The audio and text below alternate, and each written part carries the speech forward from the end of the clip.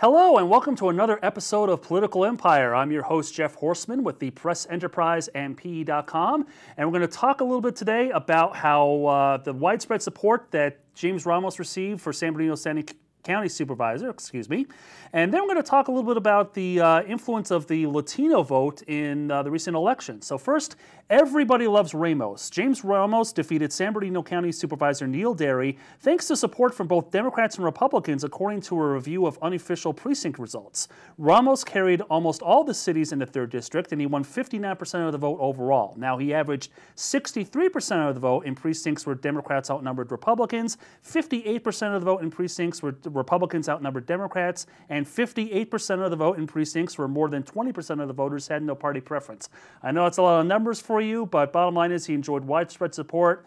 No political scientist, but I'm sure it had something to do with the fact that Neil Derry is facing some legal issues, and there was probably some sentiment to oust the incumbent in that race. So now we're going to talk about the influence of the Latino vote in the November 6th election. And Latino voters, both nationally and in the Inland Empire, played a deciding role in a number of political races. And here to talk about that is our multicultural reporter, David Olson. David, thanks for joining us. Hey, thank you. So you've been obviously studying this. You've talked a lot with Latino voter outreach groups. When you look at the election results, what races do you think it had a particular impact?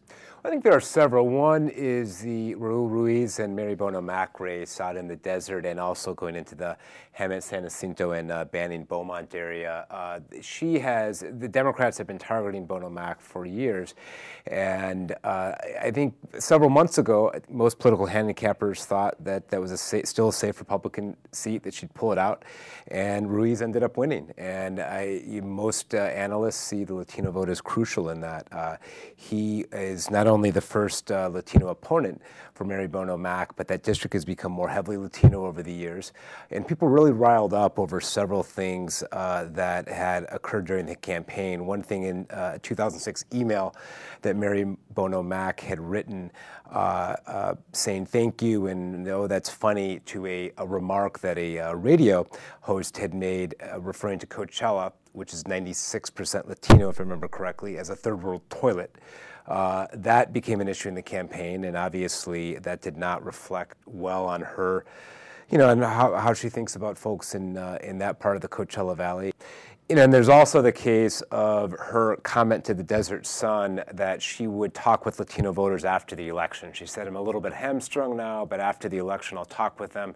And remember, Latinos are almost half the district's population, so that definitely hurt her. And it in a sense, backed up Latino activists' claims over the years that Mary Bono Mac was not very responsive to them, that she did not pay attention to the Latino community. So that was one very key race where Latino vote, I think, was very crucial. There's also the Miller race, Richard Roth's victory in the state Senate district that includes the Riverside Moreno Valley area.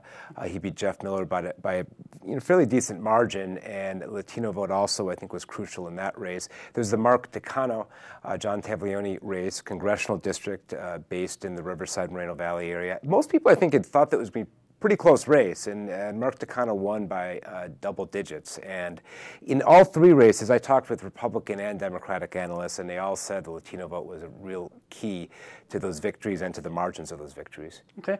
And was there anything about this election in particular why the Latino vote was so influential? Well, I think one thing, the Latino vote is getting more influential every election because of the growth in the Latino population. And then in this election in particular, there were really stepped up voter registration efforts, get out the vote efforts. I think a more concerted effort than before. There's also redistricting. Mary Bono Mac's district, for example, included about 25% of her district included areas that were not in her old district. So redistricting had a part in it as well. And just I think the enthusiasm of Latino voters in some of these districts and some of the missteps of the Bono Mac campaign helped as well. Okay. And looking ahead, I mean, do you see this being a long-term trend of Latino power and influence in future elections?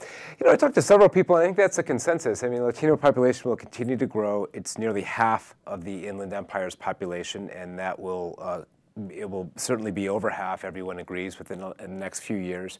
A lot of those folks are not registered to vote, either because they're not citizens or because they're too young to vote. Latino population on average is much younger than the non-Latino population, so you'll have more of those U.S. citizen, U.S.-born Latinos turning 18 and thus eligible to vote.